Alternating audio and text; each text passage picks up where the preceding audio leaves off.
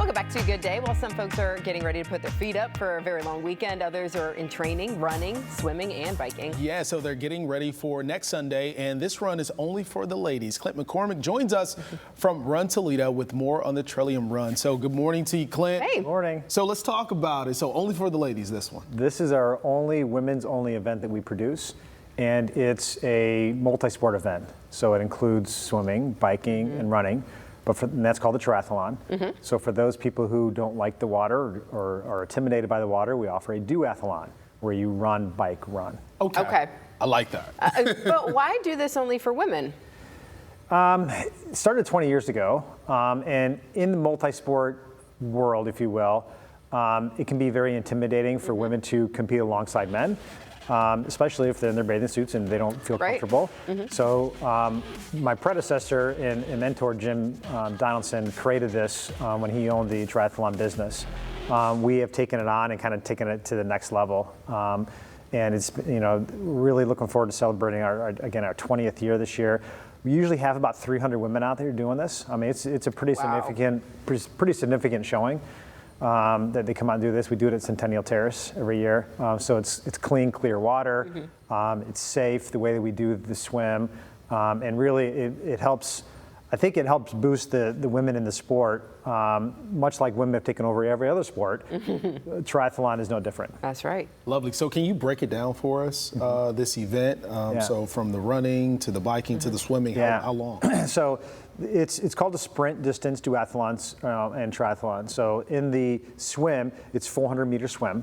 Okay, so I would say if you look at it like a YMCA pool, typically like 50 meters, back and forth 8 times. Okay.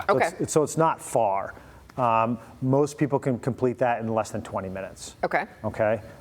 Then you run out of the quarry, get on your bike, and you do about a 12-mile bike ride. Okay, so again, not very far to do. Most people can do 12 miles.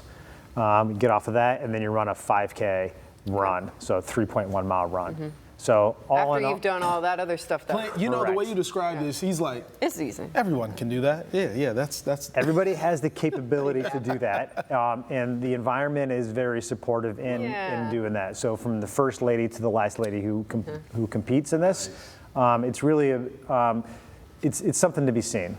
Right, so unlike a lot of other sports where it's highly competitive, right, and everybody's there to cheer on the winner, this one, everybody's there to cheer on everybody, right? So whether you're first in the water or last in the water, it doesn't matter. But also the duathlon component, again, if you are uncomfortable in the water, and a lot of people are, then you do a run portion first. So it's a 1-mile run, then you merge with the triathletes, do the 12-mile bike and the 5K run. Right. Yeah, I'm not a super strong swimmer, so I get that. But as you said, it's really something that you should see, and I imagine you encourage people to come out. Oh, absolutely. And support these women who are really doing some cool things. Yeah, so we get tremendous support from the biking community. CycleWorks is one of our sponsors. Team Toledo Triathlon Club comes out there, and all their men really help put the event on. We do need a lot of support out there to make sure that the roads are safe, the bikers are safe, the run is safe, and things of that nature.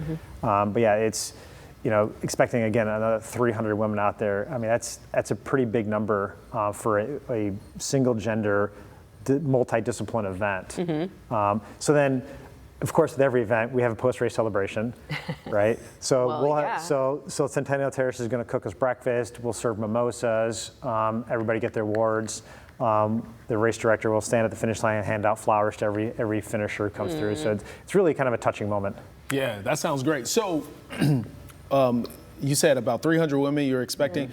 Is there still time for women to register? I was wondering that too. Yeah, so a couple of deadlines. One, we never like to turn anybody away. The deadline would be this coming up Monday is our shirt cutoff. So we're making our final shirt order this coming up Monday.